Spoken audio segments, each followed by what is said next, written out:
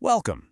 Have you ever wondered how you could possibly make sense of our entire planet? I mean, everything from the tallest mountains to the deepest parts of the ocean in just a couple of minutes? Well, let's give it a shot. We're going to build a quick field guide to Earth, starting right now.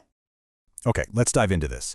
To really get a handle on our world, we're going to build our understanding from the ground up, starting with the very science that, puts everything on the map.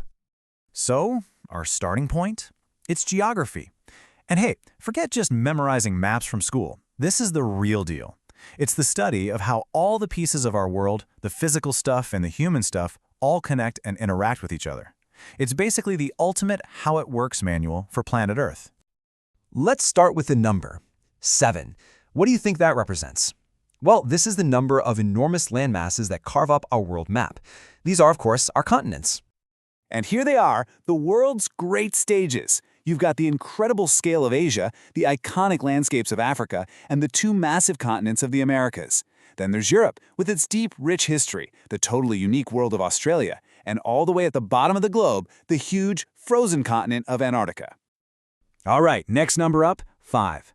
So if 7 was for the land, then 5 is for the massive, interconnected bodies of salt water that cover, get this, over 70% of our planet.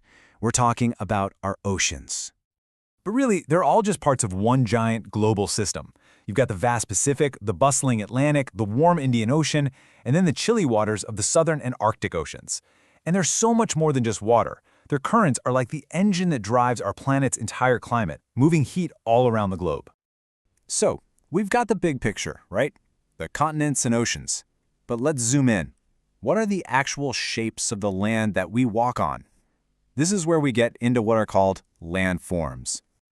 Let's start with a really simple but important difference. You have mountains, those tall, rocky, jagged peaks. And then you have hills, which are kind of like their shorter, more rounded cousins. It really just comes down to a difference in size. Of course, it's not all just peaks and valleys. The Earth's surface also stretches out into these huge, flat plains. It can also be incredibly dry, forming stark deserts. And then you have islands, which are pretty cool. They're just pieces of land totally surrounded by water. And speaking of islands, some places take that whole idea to the absolute extreme.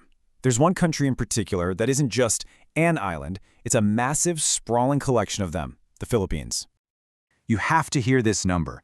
The Philippines isn't just a handful of islands, it's an archipelago made up of over 7,000 of them. Can you just imagine the amount of coastline, the biodiversity, the different cultures packed into just one nation? It's incredible. Okay, so we've talked about the what and the where. But what about the actual experience of being somewhere? How do we describe whether you're going to need a coat or maybe an umbrella? This brings us to weather and climate. Now, here's something that people get mixed up all the time, so we've got to clear it up. The difference between weather and climate. Weather is what's happening outside right now. It's sunny, it's rainy, it's windy, it's just a snapshot. Climate, on the other hand, is the big picture. It's the long-term pattern you can expect year after year. Let's use our example again. The weather in the Philippines today might be beautiful and sunny, but its climate is tropical. That means over the long haul, you can expect hot, humid conditions and a pretty predictable rainy season.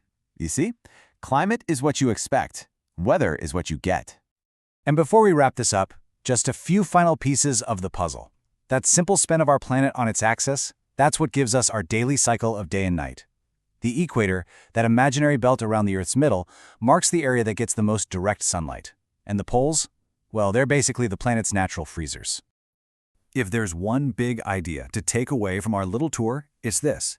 From the highest mountain peak to the deepest ocean current, every single part of our world is different, but it all works together as one incredible interconnected system. And that's it, our 5-minute field guide to planet Earth. The world is such a massive, fascinating place. So I guess the only question left is, where's your curiosity going to take you from here?